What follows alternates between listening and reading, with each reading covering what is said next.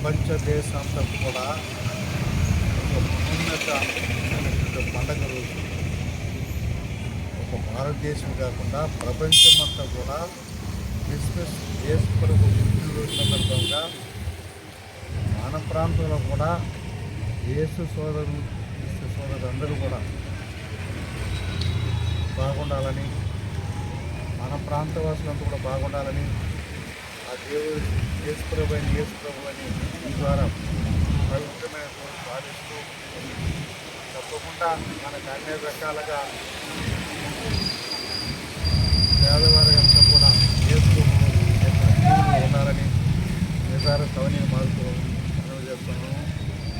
ఈ సుదీర్ఘమైనటువంటి యేసు ప్రభు ప్రసంగాలు కానీ, బైబిల్ కానీ అసలు చదివితే మనలో కూడా ఉన్నటువంటి మార్పు కనిపిస్తుంది.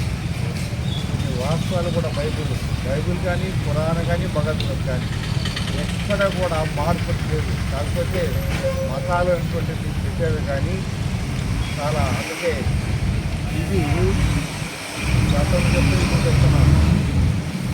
మన హిందూ సాంప్రదాయాలు కూడా దేశం మారుతుంది, కానీ ఈ భారతదేశంలో ప్రపంచంలో యేసు ప్రభు యొక్క జన్మ మాత్రం ఎప్పటికి కూడా మారదు.